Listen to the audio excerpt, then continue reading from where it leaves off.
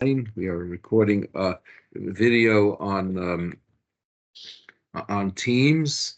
It might be uploaded uploaded to YouTube at some point. We are just so you're aware that it is being recorded. It's recorded, I think, on Clubhouse as well. Right. So we're all around being recorded. Okay, so before I begin, the first thing is we're almost the month of Adar, which we're really excited about. It is it's the happiest month of the Jewish year. So, Misha Nichnas Adar Marbim B'Simcha, it says, when we enter Adar, we increase in happiness, we increase in celebration. So it's a month of celebration and joy. And we have 2 months of miracles coming up, the month of Adar, and then followed by the month of Nisan. Nisan, they say that Adar is hidden miracles, meaning miracles that are hidden in nature. And they say that Nisan is revealed miracles, open in nature. Open. They're not hidden by nature anymore. So, but they say that, interestingly, God actually prefers the hidden miracles in a sense. So the Lubavitcher Rebbe had explained what the reason is. And he explained that the primary reason God prefers the hidden miracles is because he prefers to work with nature. See, in the universe, there's cosmic masculine and cosmic feminine. And God prefers to have them in balance. Nature and beyond nature are in a cosmic masculine feminine relationship with each other. And God does not want to override the cosmic feminine, but rather wants to work with the cosmic feminine. And as a result, he prefers that miracles enclose the nature. But it's a very interesting thing I was thinking about this week. The Shabbos. It says that the Rabbi Nachman of Breslov says that when the Mashiach will come, the first who are going to join him are those who are not Orthodox, those who are not Torah observant. How will they be inspired to join him? He'll do a few miracles, and they'll be inspired. When he comes around to the Orthodox will say, "What do you mean? What are miracles? Miracles mean nothing." We have a tradition that an idol worshiper can perform miracles too. Look at Deuteronomy 13. If there comes a prophet among you, and he tells you to he performs miracles and then tells you to worship idols, don't believe him. God is testing you. So we believe that miracles are not necessarily the final, signature of God's approval. We believe miracles could come through other means as well. So that will be the response. So the question I have is, but the Rambam says, the Maimonides says, that Olam Kimin, at least at the first stages when the Messiah arrives, the world's going to go according to its natural way. So what do we mean that it's going to be? What does Rabbi Nachman mean that the Messiah is going to perform miracles? So so it dawned on me that one person's miracle could be another person's just natural order. You go, let's say, how does it work? You go to a tzaddik, a holy man, for a blessing. The holy man tells you it's going to be all right. You're going to go, whether we're talking about like the big Hasidic Rebbes or the big Chachamim among the Svardim, such as Baba Sali. You go to them, they tell you it's going to be all right. It's going to be this, just do this and that and that. How does that work? So the answer is that for these big tzaddikim, for these holy people, this is not what's called what we call miracles is just natural for them. That's nature for them. For their level of consciousness, that's nature. So you go to a tzaddik and you get a tzaddik involved in your situation, and now suddenly there's a different set of eyes on the situation, a set of eyes that could see the miraculous as nature. and therefore there's a transformation that goes on. Suddenly, what seemed to be, what would have been barred for you doing yourself because you didn't have the consciousness to view this as nature. Suddenly there's someone involved whom, for that person, it's nature. And therefore, what we call a miracle can occur. You follow? So I think it's going to be the same way with the Mashiach. Because of his level of consciousness, because of the Messiah's level of consciousness, his high level consciousness, what's miraculous for us is going to be just nature for him.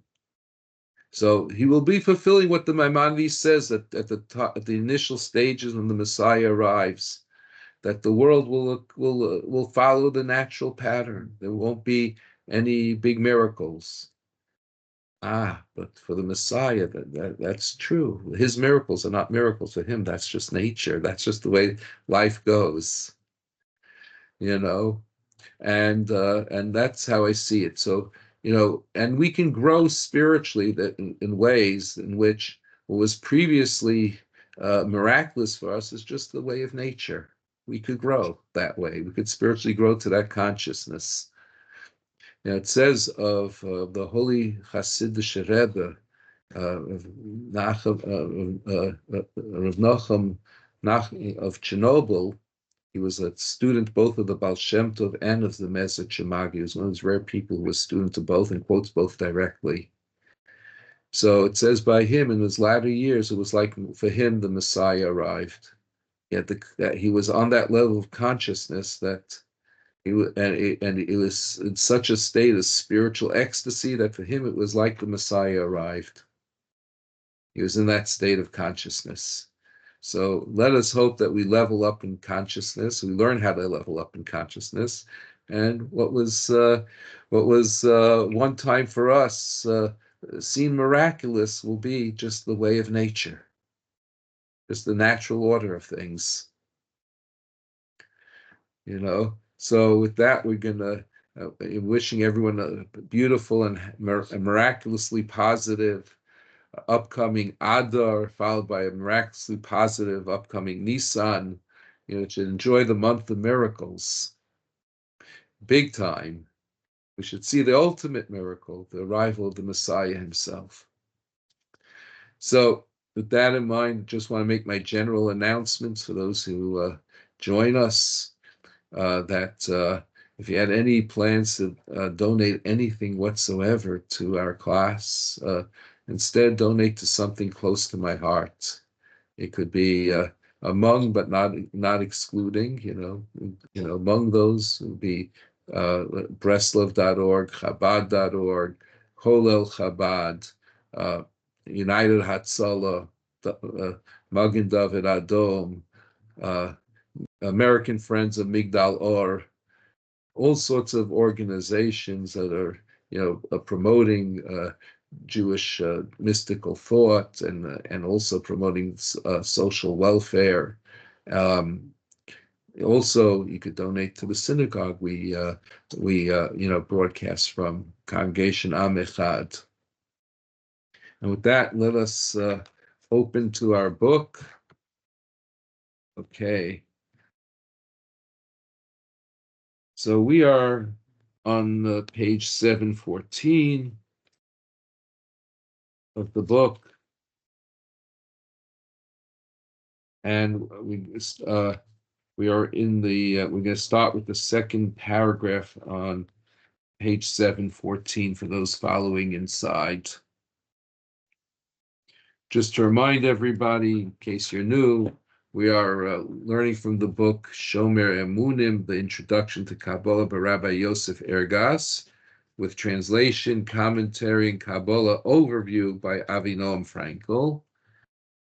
And Rabbi Avinoam Fraenkel communicated to me that he feels that for our generation, the Kabbalah Overview section of the book is the more important section. So that's why we're putting our focus and emphasis there.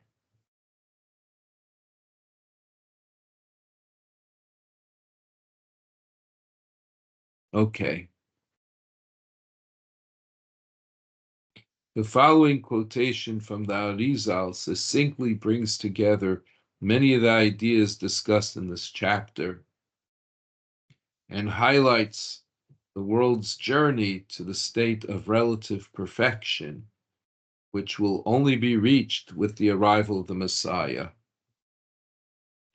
So, in other words, when we have the tikkun, we have the perfection, there are different stages of the perfection. So as we are climbing on levels of the perfection, so there's some level at which the Messiah will arrive.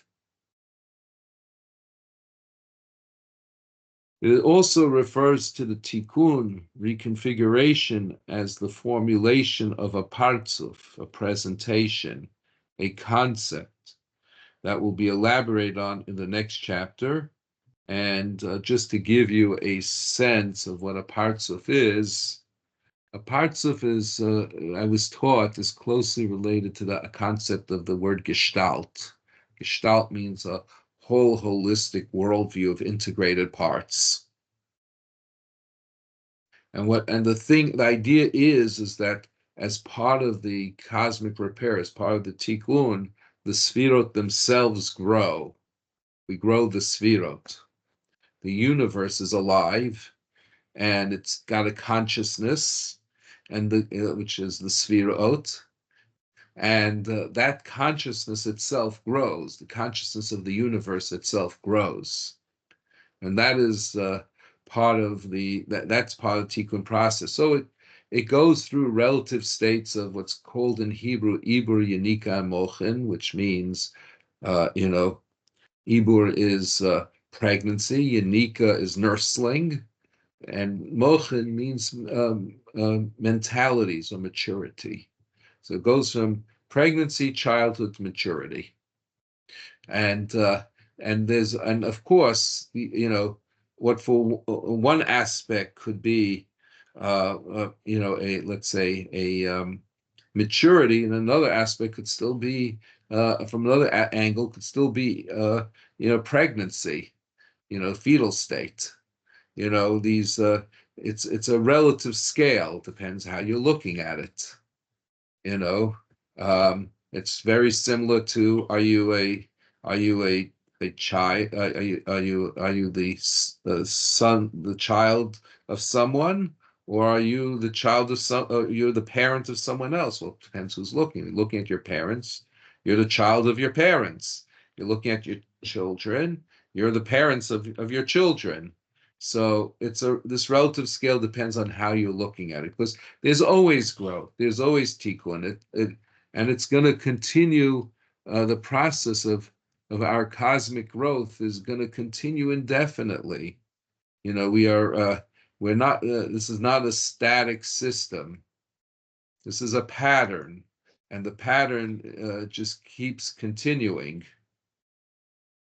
So what happens is that we are, as we're growing in this wonderful and beautiful pattern, there's different states of tikkun going on. There's some point in that growth where the Messiah will arrive. Some point in that level of growth, that tikkun process, So so let us now go to the quote of the Arizal itself. It's not gonna be easy. I'm gonna unpack it as we go through it. The quotation is as follows: the kings who reigned the land of Edom and died, which is known as the breakdown and the descent to the world of Bria, the world of creation. It was there in the world of creation that the husks were revealed, and these kings grasped onto the husks and became the soul to them. Okay, what happened? Okay, so here we're talking about the shattering of the vessels that occurred, before God created the worlds. There was first an earlier event. This is well before the word in the beginning, God created heaven and earth, as the first verse of Genesis. Well before that, there was the Sfirot were in a tenuous state. The vessels were not well developed, and the lights entered them and shattered them. The lights were too strong for them, for those vessels to take. And from the shards of those vessels, and this was, by the way, before I continue, I should say, this was an intentional act. God was trying to create lower and lower worlds so that this way we can eventually end up with a human being that has free choice. You see, if he made us angels, we wouldn't have free moral choice, right? If we were up there. Being down here, we have free moral choice. And that plays into the whole story of why God created the universes, which I've discussed many times earlier. If anyone wants to, I could go over it. Just let me know. So these vessels are called in the allegorical sense the kings of Edom. This is taken from the end of the Torah portion of Vayishlach, where Jacob meets with Esau, and Jacob, and then it mentions Esau's descendants, and it talks about 8 kings that reigned over the land of Edom, who were descendants of Esau, and discusses that they reigned and they died, they reigned and they died, they reigned and they died. And the Arizal says that this is a reference to the shattering of the 7 lower sfirot in the world, in the proto-Atzilut world. In the world Atzilut means the world of emanations, and as I mentioned many times, there's a difference between an emanation and a creation. A creation is something that feels itself separate from its source. An emanation is something that feels itself as an appendage to its source, no different than the way your arms feel to your body. So an example of an emanation would be divine names and divine forces. An example of a creation would be an angel. Feels itself separate. It lives in the illusion of separation. There's some level of the illusion of separation going on. Just to remind everybody, every so often I have to remind everybody, we are on a recorded line. So just so you're aware. Okay. So getting back to the topic. So when the lights entered these vessels, because they were not configured properly, they weren't aligned in a state where they were going to share the light with each other. Rather, each one wanted it for itself. In other words, it took a selfish, egoistic posture saying, I am alone the king. So the vessel shattered. And from then from the shards of the vessels were created the lower worlds. Now, what followed the shards was some sparks of light from the place they shattered from, in order to keep them alive, kind of the way a corpse, exists in a grave. And it seemed like, of course, everything went down to a lower level. It seems like it was buried under earth, like a corpse buried under earth. So we are considered a corpse relative to that higher spiritual world where everything emanated from initially. So there are little sparks of holiness that descended down. And these sparks of holiness, sparks means like a bit of light, not the full light, but a bit of the light. It came down, and we're told that the corpses wait for the resurrection, and in the meantime, there's some little spark from the soul that's still attached to the body, and that's why we treat a grave with tremendous respect, because something of the soul is still present there. It's there waiting for the resurrection. Like a portion of it or something? Yeah, a very tiny spark of the soul.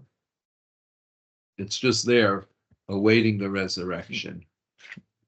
And the The idea is that that spark that's with it is going to aid in the resurrection process. So you could say, well, what would be, let's say, with people whose bodies were totally destroyed, as happened often in the Spanish Inquisition, when bodies were burned to a crisp, or in what the Nazis had done. So an answer to that is that God has his ways of still resurrecting, but we have to do our best to respect the process. But if it's of any help, as someone from our synagogue who visited one of the concentration camps, and she said that there were plenty of intact bones still, even after the burnings. But God still has his ways of effecting resurrection.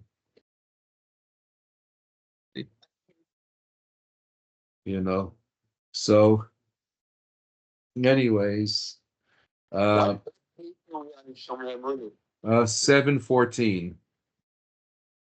Yeah, but but you have to be aware that people on Teams don't hear comments made on Clubhouse. So if you want to make comments, just write them in, and Russ will speak them out. Just write them in the message. No one let you in? I don't know how that happened. I've let in quite a few people already. Well, people are late. Someone has to be assigned to let people in. I was doing that. I've let in 4 people already. I don't know how that happened. Oh, try again. Try again on Teams. Okay. Yeah. Sometimes like we know that a person he comes back to live a different life, to maybe do some other things. What happens in this case? Because now they have that person maybe has multiple bodies. Oh, okay. Very good question. Okay, so you're talking about the resurrection. Let's say a person reincarnated, let's say 10 times. As 10, probably more, as multiple bodies.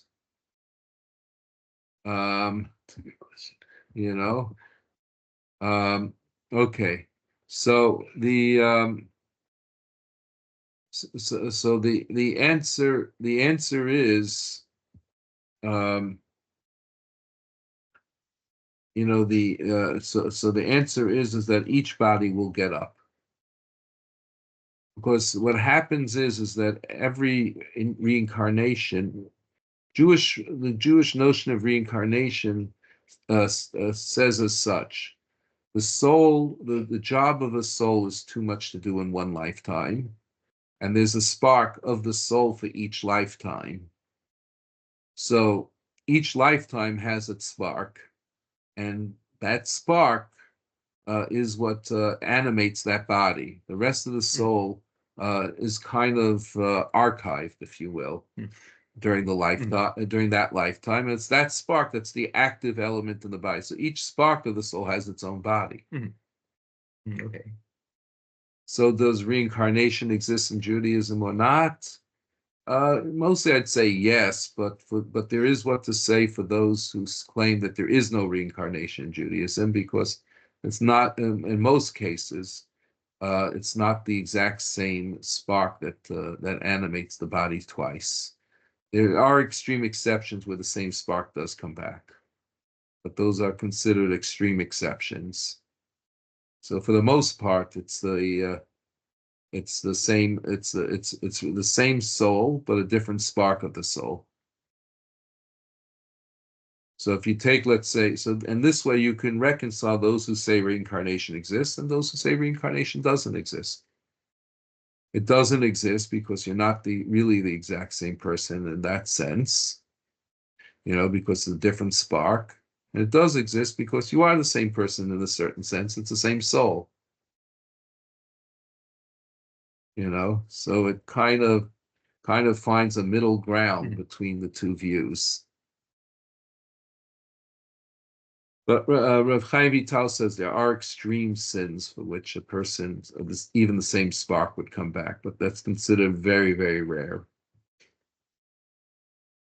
And then, you know, you know, and then a person will look for their soulmate in this world. Soulmate is the other half of their soul. They'll just match the matching spark and build life together. Okay, so let's continue to the next. They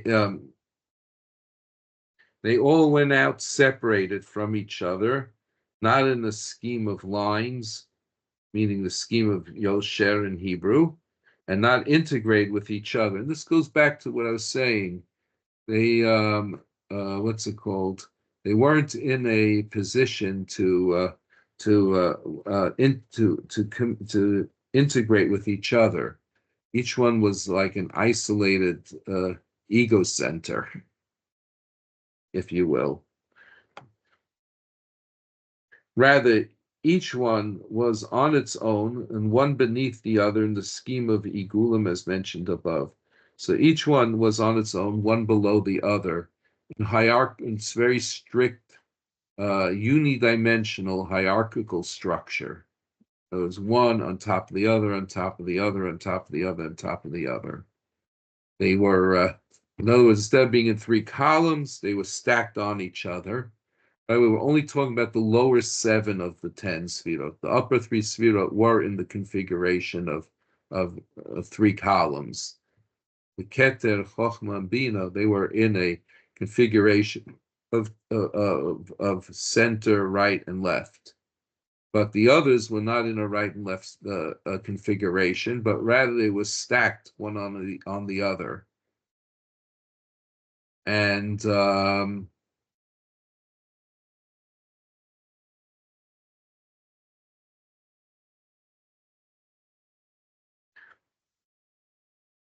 their state of separation was then referred to as a public domain, meaning what's called in Hebrew Reshut Rabim, meaning that it was, it wasn't protected, it was wild, it was open in the wrong kind of way, It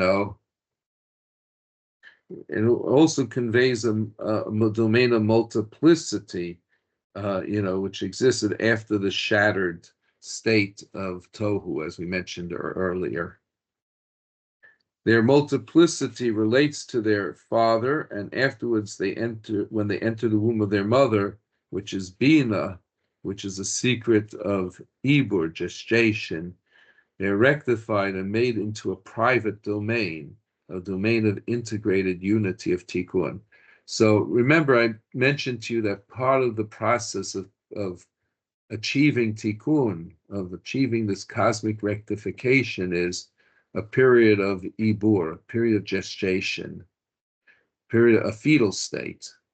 Now, so in order for that to happen, where is the fetal state taking place? So it's taking place in the Sfira of Bina, because she's the cosmic mother. She's the mother Sfira. Malchut is the cosmic lover, my sister, my bride Sfira. But the mother Sfira, that's Bina, in terms of which spheres are the feminine sphere, and caught between them is what's it called? Is Zerampin, cosmic, husband, child, a male child, cosmic son. But between the two, it's a very beautiful Native American saying. It says, "Men, respect your women, for they will be there for you at the beginning of your life and at the end of your mother, and then your wife and daughters." They brought you into the world, and they will, at the end, when you're ready to leave, they will help you. It's a Lachota saying. So, man is caught between the two sides of women and of female, and it's intentional. There's a lot of depth to that.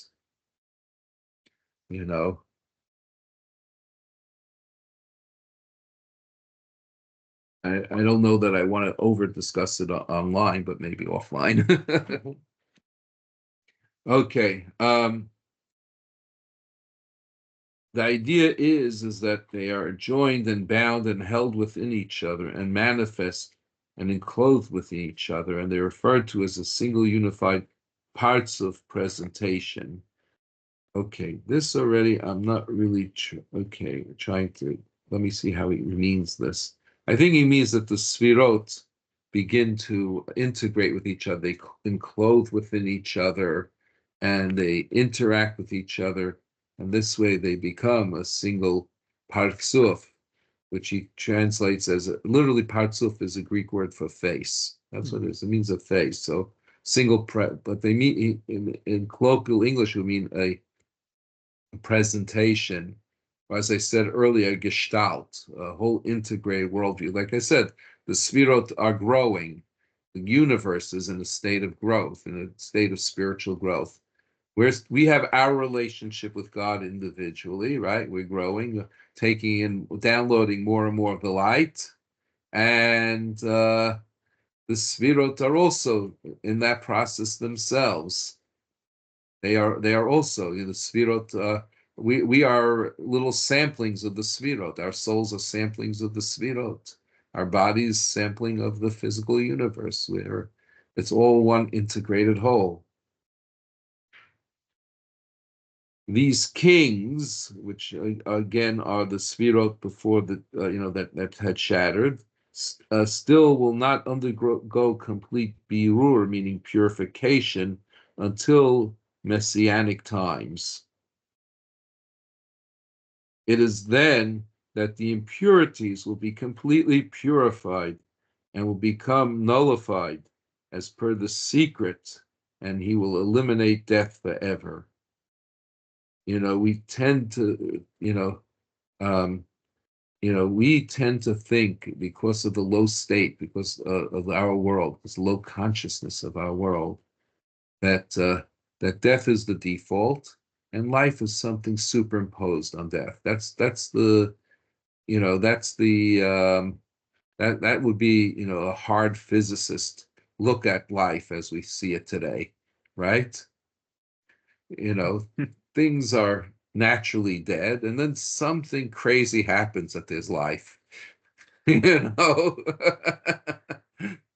truth of the matter is the other way around. Life is the default. Something crazy happened that there was death. I'm again in the meeting room. How come I don't see it? Wait, hold on. Let me see. All right. How come I don't see? Make sure it's the right week. Are you in the right week? Are you on the 15th? I responded to the same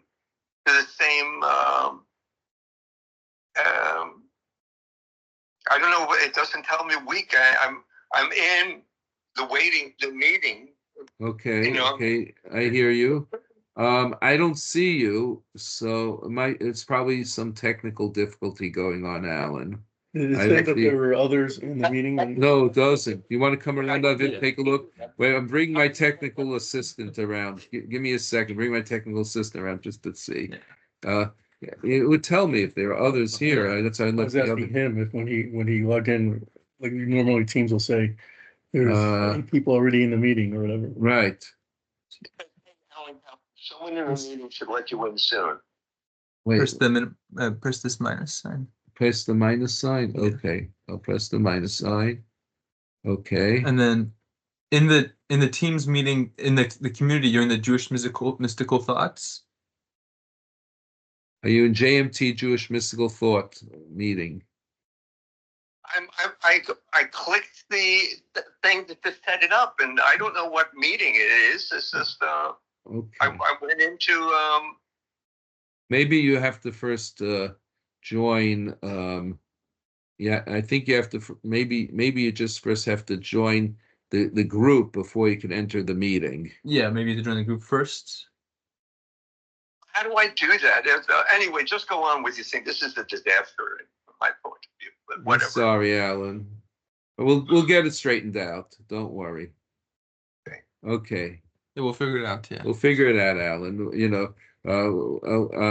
I'll put you in touch with Aviv over here, and he's our technical assistant. He'll help you so in future classes you can get right in. Yeah, so no I problem. think you have to join the group before you could join the meeting. So, okay, so getting back to the topic. Okay. Okay, these kings still will not undergo a complete birur, purification, till the messianic times. It is then that the impurities will be completely purified and will be nullified as per the secret, and he will eliminate death forever. So, as I was saying, the default state of reality is life. It's light. It's God's infinite light. That's the default state. So, death is something that's superimposed. So, that's the health. So the healthy state is life. It's the way things should be. So how do you, so how do we get to, to that state, of. So the answer is that as we grow in consciousness, death will automatically be eliminated. As the light increases, death will automatically dissipate. It's Alan Kaufman has made it in. Okay. Great. Okay, you're in, Alan. I guess we didn't need the technical assistant to help you. Okay. So I want to welcome Alan Kaufman. He's been a tremendous contributor to our classes in the past, and we're looking forward to, on our new platform, the great contributions he's going to make to our class as we go forward. And I understand it's about your birthday time, so I want to wish you a happy birthday. Thank you. You're welcome. You're welcome. Yeah, it's my so yesterday was my English birthday, and now after Shabbos is the 28th of Shvat, my Hebrew birthday. They coincide, right? One goes into the other. Oh wow! So it's double power. Double power, and yesterday on Shabbos was my birth and bar mitzvah person. Wow. Okay, so this got to be an amazing year for you. This coming year has got to be amazing for you.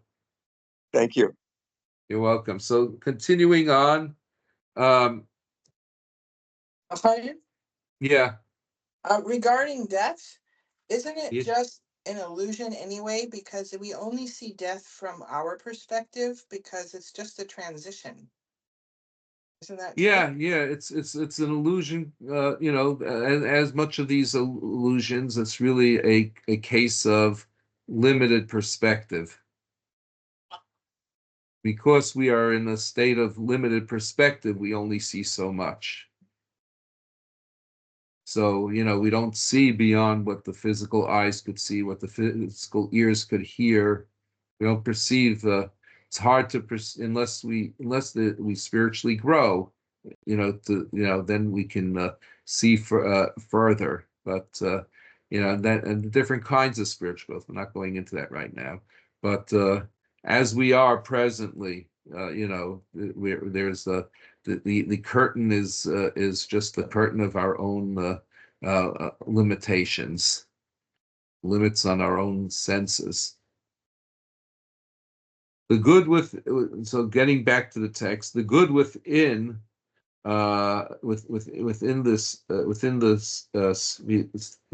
shattered within the sfirot will be purified and will join with the holiness, which over the course of time will gradually be purified day by day. With the arrival of the Messiah, will be completely, and with the arrival of the Messiah, will be completely purified. So, this is discussing that there'll be a relative birur process, a relative purification process, by which purification and tikkun is two sides of the same coin. The cosmic repair and the purification will work out together, and thereby, the sfirot will enter into a more whole state. they will enter in the universe itself will enter into a closer connection to God, and as a result, God, as a result, it will receive more and more and more divine light, and become and download more and more and more of its own soul levels. And as a result, we too will grow as part of that same process. We're little samplings of the universe. We're microcosms of the greater macrocosm. A quick question. Yeah. The text makes a distinction between purified and nullified. Is that the same thing, essentially, or in this context? Sometimes to be purified, you need to be nullified. In other words, sometimes, if a person, let's say, I'll give you an example. You want to grow in a certain area of academics. You want to learn, let's say science, right? Mm-hmm. So you have a great science teacher, a professor who's worked many years in the field. So you're going to nullify your knowledge to him or to her in order that you can learn properly and grow. And based on that, and your growth itself is going to be a purification. You have to purify preconceived notions. You're going to have to purify red herring ways of thinking. The whole process of how you think, the whole process of your preconceived notions is going to have to be purified in the process. So you will nullify yourself to your master, to your teacher, and then there'll be a purification. It's going to go on, and it's going to sometimes be painful. Cherished ideas are suddenly, you're going to have to suddenly surrender. Cherished emotions, you're going to have to surrender in the process. So nullification is kind of like a personal symptom. Yeah. It's like what we need to do. Tzimtzum is on the Yisbarach side, but nullification is something we need to do also in order to make room for the growth and ideas that are necessary for us to be purified, get to a higher level. Exactly. But we have to do a tzimtzum on ourselves in that sense. And there are two directions of tzimtzum: the tzimtzum to go down and the tzimtzum to go up. So this kind of nullification is a tzimtzum in a sense to go up. The door of tzimtzum swings in two directions. So does that help you, Stig? Yes, it does. Thank you. You're welcome. Okay, we're going to turn the page, and we're going to skip the long footnote. We're going to go to page 717. Okay, let us see if we can cover the first paragraph. And even if we cannot, go too far, we'll just pick this up next week. Okay, God willing, B'li Neder Mirtz Hashem. What will happen in the post-Messianic era? While the process of relative birur, purification, will reach a significant level in the Messianic times, it is not the end of the process. After the eradication of evil from the world will continue to be refined. The process of relative shattering of the vessels and of relative rectification will continue to bring humanity to ever-increasing levels of perfection and unity. So in other words, the growth doesn't stop there. The tikkun doesn't stop there. And I remember reading this very clearly in Rabbi Yehuda Fataya. He said, you can't say that the whole tikkun is finished at that time. He says this tikkun and mitzvot, the mitzvot of the Torah, are interrelated with each other. So what about the service of the Holy Temple? We're first going to get that back. So that's that too has to. So there has to be some tikkun left even after the Messiah arrives.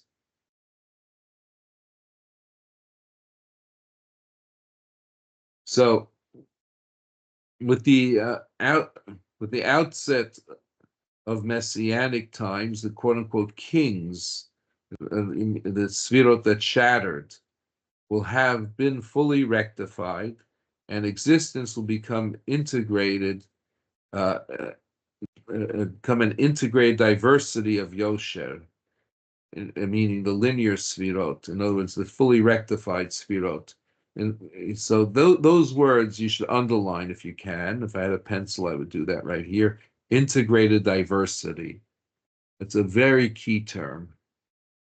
I think Rav Moshe Schatz must have brought that to Avinoam Fraenkel's attention, because that's the way Rav Moshe. If he didn't exactly use those words, that's the way he taught it to me. So Tikkun is a state of integrated diversity. So Alan, you unmute. You need to unmute yourself. You're on. There we go. Can you explain what integrated diversity means from Rev Shatz, from what you're understanding? Okay. Yes. Okay. So we said so let us go back to something we learned some time back.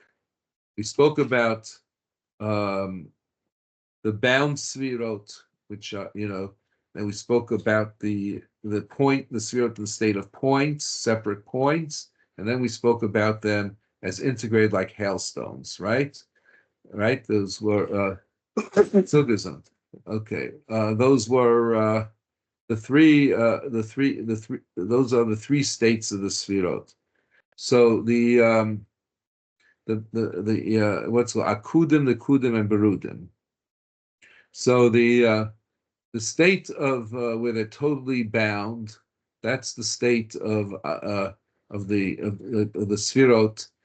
What's called as they came out of the mouth of Adam Kadmon, which I'm not going into what that means now. Don't take it literally. And in that state, you had 10 sfirot sharing one vessel. In other words, the sfirot had no self-expression. It had absolutely no self-expression. They have muted expression because it was one vessel to express in, and they couldn't express themselves properly. You could think of it, let's say, as a newly fertilized egg, and the creature that's going to develop can't express itself yet, although all the potential is there, but the vessel is limited, so there can't be a fullness of expression. Unified but limited. So which of the three is this? Akudim, Berudim. I'm getting there. I'm getting there, Alan. I'm getting there. Then you have the other extreme, the kudim. Everything breaks free to in points. Everything breaks free to to individual self-expression, and that's the state of the shattering of the vessels, where everything wants to be. So that other extreme is not good either. So we need to find the middle ground by which everything is unified, but yet everything has its ability to express itself individually, and that's berudim. That's the state of street. So we go from bound, spotted to street, where you have freedom of expression in the right way, but without disunity. That's the state of tikkun.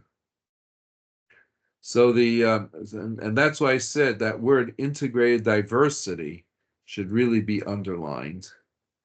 In other words, everything is integrated, everything is cooperating, everything is working beautifully together, but yet there's room for, there's real room for real diversity. The integration is real and the diversity is real. So what are you saying? What you're saying is the integration between those three forms. Is that what you're saying? The third form is the integration. The Berudim, the streaked, is the integration. So the Berudim is the point of stability after the Nikudim? Yes. So Nikudim, so the Nikudim, the points, they are a state of the shattering of the vessels. The So that's a state of Berudim, chaos. So that's what? like a state of chaos? They're a state of chaos. And the they're in a sense rebelling against the state of being bound, and then you have the state of then you have the state of Berudim. That's the state of Tikkun, of cosmic repair. So right. you understand that now? I understand that perfectly now. Thank you so much. You're welcome. My pleasure. Now, I admit to you, every social philosophy tries for that integrated diversity. If they have any hope for, what's called making the academic papers and becoming, including probably communism in its own way and all that. So, how we achieve that integrated diversity on the human level is a very, very tricky topic. But everybody's looking. The United States as a democracy is also looking for that. I mean, actually it's worked better in the past than it seems to be working today. Not here to make political statements. I'm just trying to say that, there's that this takes a lot of help from God. We don't necessarily on our own have the wisdom to fully achieve this. That's why we pray every day in the Amida prayer, Sim Shalom, make peace, because, we ourselves don't have the answer on us. So we need God's help for this. And we need each other. And we need each other. And what you just explained to me was some critical thing that I've been trying to work out on my own. And I needed you to help me to clarify it, and Rav Schatz clarified it for you, and you clarified it to me, and this is all the workings of the Hashem Yisbarach, That's right, exactly. So I'm going to at this time just ask if anybody who is not on Teams has any questions. Who's on? Take a look, Russ. Take a look. See if anyone wrote in any questions that you could share out. No. No one on Clubhouse. Okay. Okay. So we will continue. Yeah. Time is up. Okay. All right. So okay. So maybe this you're right of it. Maybe this should be our stopping point. Yeah. Okay. All right. So God willing, we'll pick up next week, Belina Demir Hashem, from where we left off. Maybe we'll even go back a little for the sake of completion. So we have like a lead in to the beginning of the chapter. I want to thank everyone for joining, both online and in person. And I wish everyone a Shavua Tov Barach, a beautiful and happy. I could make one Okay, comment. Go ahead, Russ. On the surface, the term integrated diversity sounds like an oxymoron, but the way you explain it, it's not really, because they don't contradict each other. Right, they're not supposed to, right? Because both are true. We're supposed to be integrated and we're supposed to be diverse. Imagine if the different organs of your body each decide they want to be exactly the same. The organs of your body are integrated diversity. Baruch Hashem. That's the picture of health. That's the picture of good health and happiness. So that's true. That's true. Okay, Shavua Tov Varach, everyone. Thank you all for joining. Thank you, and thank you for helping me getting on meetings. I appreciate it. Our pleasure. It's our pleasure to have you on, and I think you'll enjoy this platform a little more. You can, it's I think it's a more intimate platform. People could show their face if they want. They could choose not to show their face. It's I think it's better. It's better all around. I'm the only one who has to show my face. Thank you. Okay, thank you. Okay. Take care. Bye bye. Have a great